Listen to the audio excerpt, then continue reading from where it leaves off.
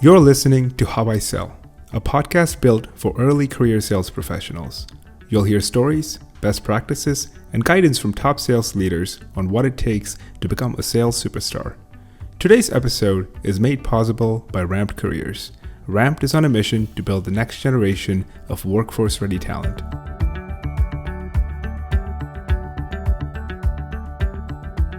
Today, I'm excited to bring Asher Mathew to our show. Asher is the VP of Revenue at DemandMatrix. He is a successful podcast host, a community builder, and an all-around superstar. Thank you for joining us today, Asher. Well, thanks, Manoj. I mean, after that intro, I don't know what else I can say that may actually make it better. But hopefully I can do some justice to this podcast. So thanks for having me on the show. I'm sure you will. And I think that's an accurate characterization of you. I've known you for a little bit, but for folks that don't know who you are, who was Asher Mathew? Yeah, so I came out to this country in 2001 from the Middle East. And then I went to school in LA and had the opportunity to join my first startup, which was ultimately sold. And then I used to play golf with the executives at Avalara, which is what led to you and I meeting. And then I joined Avalara, and Avalara spent about 7.5, 8 years there, and then decided to take. We had moved to the Bay Area at that time. And then from there, I decided to take a different role at another company called Lean Data because I wanted to solve the lead routing problem that we had at Avalara. And then after that, I found that the problem was really in the data layer, not the routing layer. And then I had an opportunity to join a data company where I'm at right now and solving a problem that I had figured out 3 companies ago. And so, or at least I was experiencing 3 companies ago. So it just took me so much time to really get to a company where I could actually solve the problem that I really wanted to solve. And incredible journey, right? So you moved here from the Middle East. How old were you when you made that jump? I would say 18, 19. You were 18, so some of your formative years were there Yes. in the Middle East. Some of your formative years were here. Yes. I noticed that you actually went to school for computer science. And now we're talking about sales and business development and data layers. What happened? How did you make the jump? Why computer science? Tell us a little more.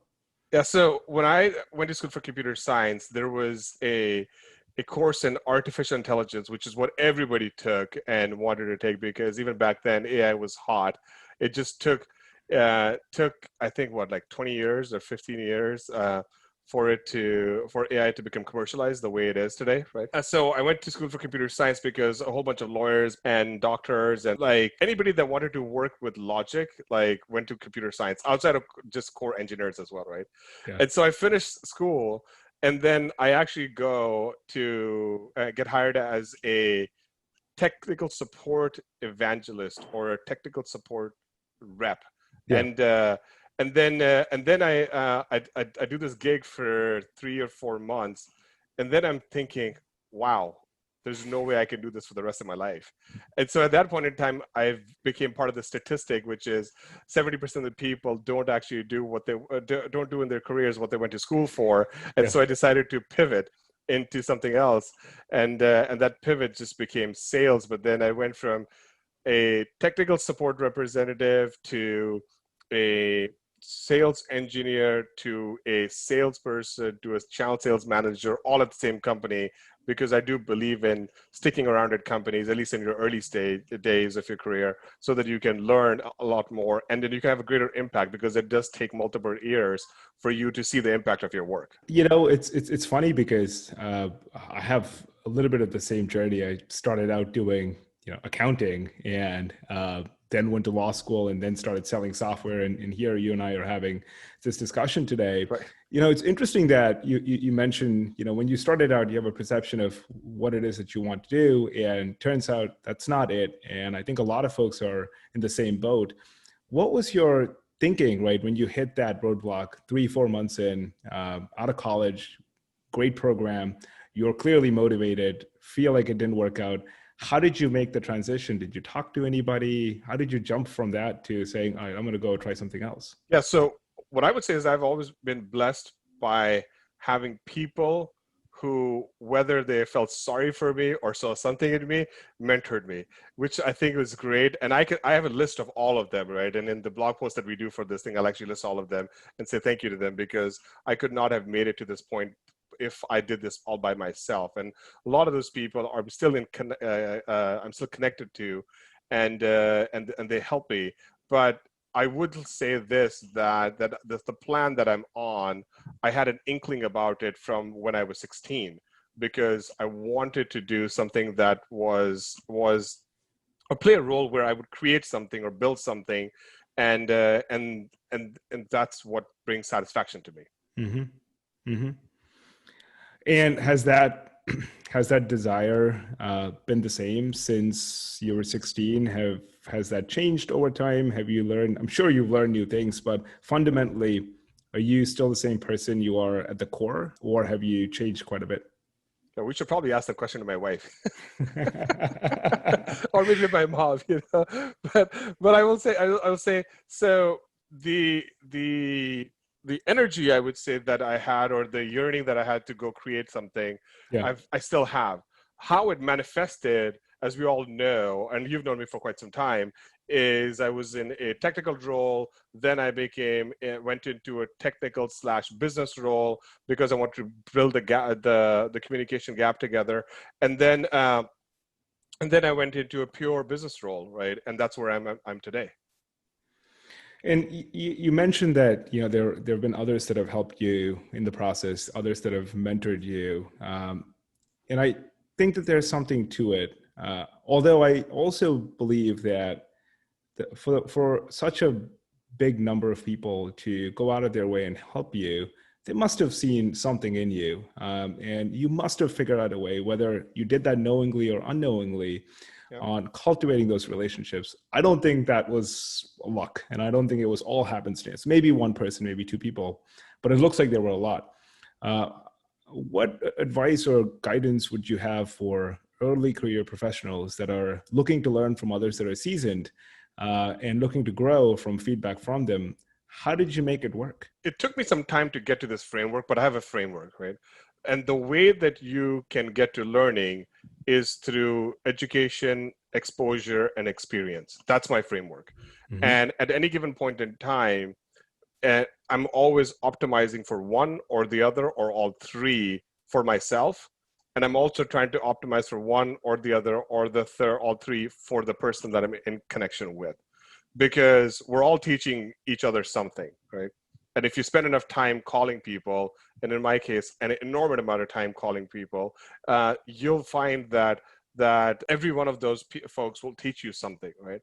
But education you can do in school, the mm-hmm. learning's not happening in school, the learning's happening out in the world. And then all the bad decisions help you with experience, right? But where to position yourself, and where do you go, and how do you maneuver, and how do you create a lane for yourself? Because nobody's going to give this stuff to you, right? There's no playbook. You have to go fight to go get it, right? Mm-hmm. And the people that fight the hardest and think and are the most creative thinkers and the most, like, I would say, ruthless problem solvers, figure out how to get to that magical land of, let's call it, career success, right? Mm-hmm. And so the last piece is really exposure. And exposure is one of those things where it has to do with timing. It has to do with a little bit of luck as well, but you can prepare yourself for exposure. Case in point, like, I did not know anything about finance, but our CFOs, both Bill Ingram and David Rostov, right, and Annette Irod before her, before both of them, all were gracious enough to work with me on helping me understand how finance works. And then they would give me these nuggets of information, but I would have to go read up and then figure out what is the missing pieces of information or education that I need to complement to make sure that I have a holistic understanding of finance. Mm-hmm. Then I met Ethan Bell, who helped me understand what FP&A work looks like, right? So along the lines, right, since I was in a biz dev role, which is the role that I took on, and I was technically my entire background is biz dev. In a biz dev role, you need to have a holistic understanding of your company, a holistic understanding of the company that you want to do business with, and a holistic understanding of the market. Mm-hmm. To me, that is the best MBA that you could ever ask for, because you're dealing with executives on your side, executives on another side, and dealing with market change. And I think the B School just prepares you for that. And this framework that you kind of shared is very structured. And I think it makes a lot of sense. When were you able to wrap your mind around it, right? Because it looks like that's something that someone that has the benefit of hindsight would be able to share. But you cracked the code a little bit early. How did you make that happen? When did you figure it out? At what point? Yep, I would say great bosses, awesome mentors, and a lot of well-wishers. Because at every point in time, when people challenge you, you have two things you can do, right? You can react, or you can make a pouty face and like stand in the corner and not do anything about it, or you can just go do something about it and like start writing notes, right?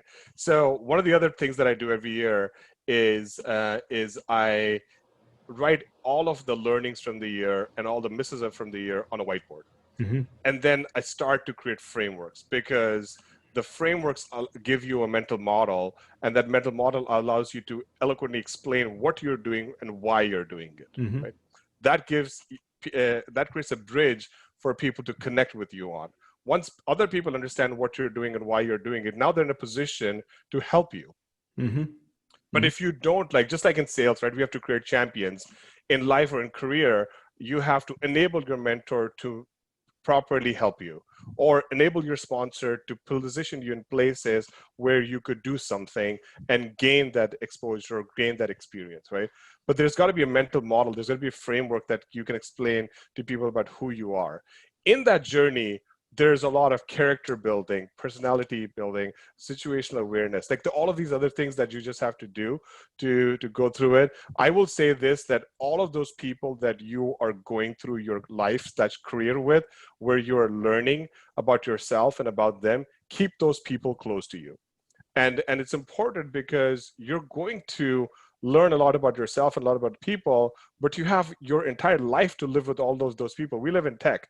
Tech is a big, small place, right? So we have, it seems like it's an enormous land with like 50 people and maybe 500 good people, right? And so, or 50 to 500 good people. So it's still a very small place, and people are always connected. I mean, just look at you and I, right? I think we met 4 or 5 years ago, and here we are doing a podcast, and I'm well wishing you on your new journey, right? So I mean, it's literally like those type of connections. We didn't spend like 16 hours a day, but the conversations that we had were inspiring enough that we stuck around, and we went through life together, and now we have the opportunity to help each other. I mean, for those who are listening, this is really a masterclass on how do you build a strong network, and how do you lift yourself up and others around you through that network.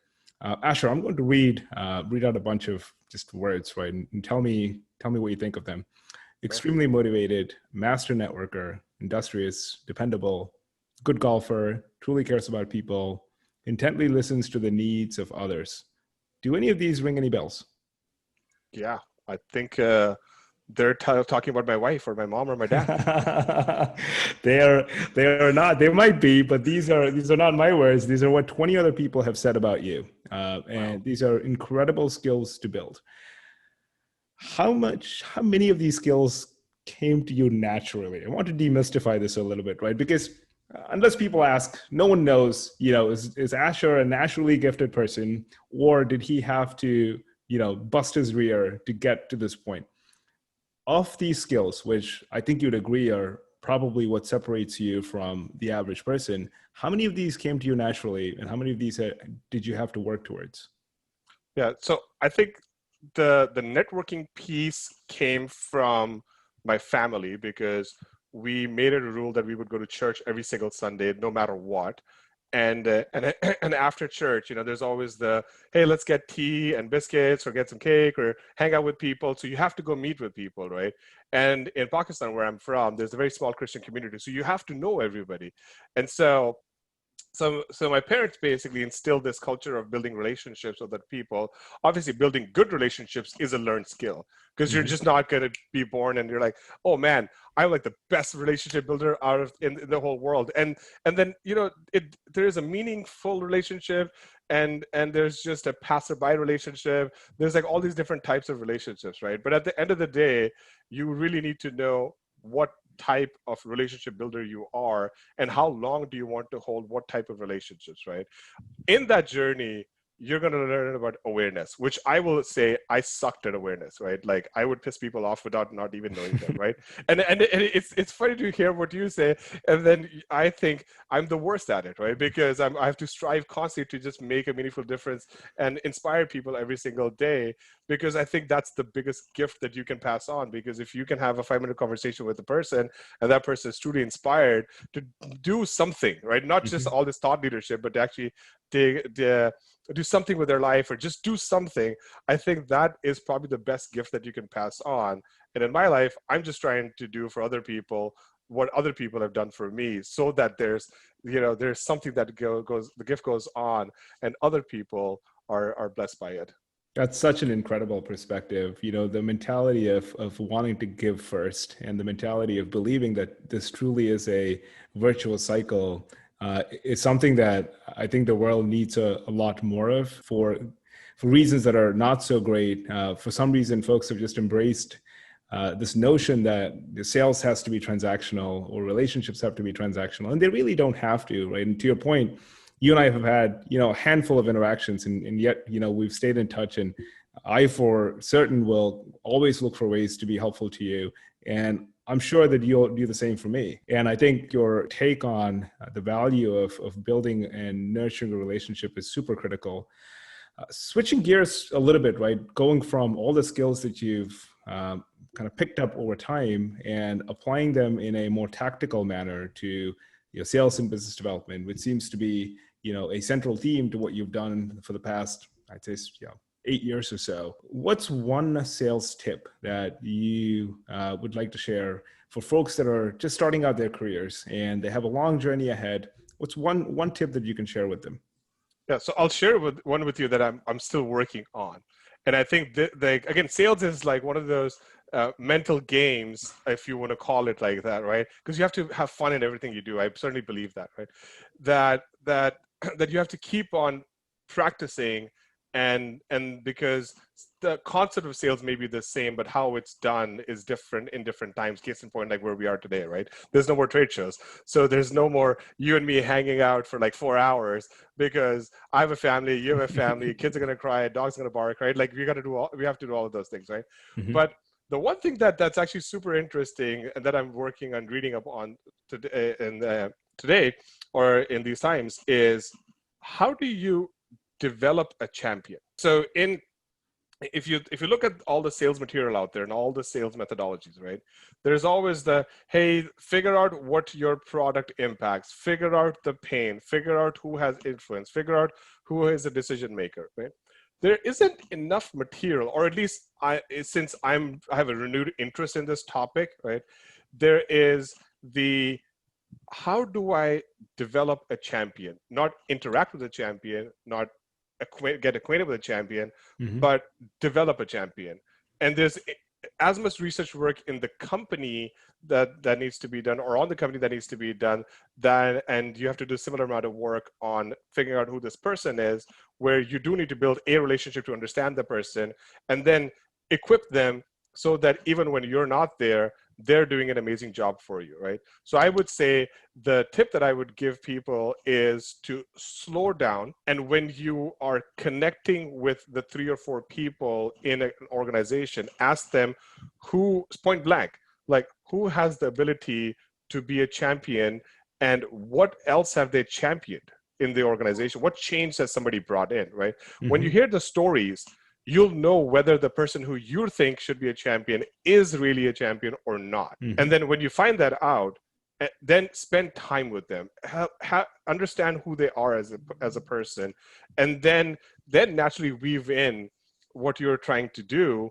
by developing the champion and constantly nursing the champion, so that his job or his experience with you should be his job should be easy, and his experience with you should be the most amazing, I would say, life experience rather than just a sales experience, because all of those champions are going to go out to different jobs, and then you are going to go and sell to them again. I'll give you the classic hypothesis that I have, and I think if we did a little bit more research, you could find this, right? Like Snowflake is all the rave, right? People are like, this guy Frank Slootman literally like took this third company public. It's like crazy, right? And so my hypothesis is that Frank Slootman, back in the day when he finished school, probably hung out with a bunch of CIOs or future CIOs, and has been a part of companies that have sold to CIOs through his entire career. So a whole generation of CIOs have now come up with him. No, that makes sense. I think what you've shared is it almost seems like it takes discovery to a whole new level, right? Adds additional layers of thought to it and makes it a little more holistic, rather than asking the very basic questions to determine whether this is a buyer that I should be targeting or whether this is a company that I should be targeting. It almost goes 3, 4, 5 levels deeper. And it seems to weave in this whole notion of, the power of network and the power of relationships that you've held on to for the longest time into the equation. So thanks for sharing that. And I know that, you had mentioned that you'd want to thank folks that have helped you professionally. Please, we want to, be a platform where the world knows about kind, generous, smart people. So please go ahead.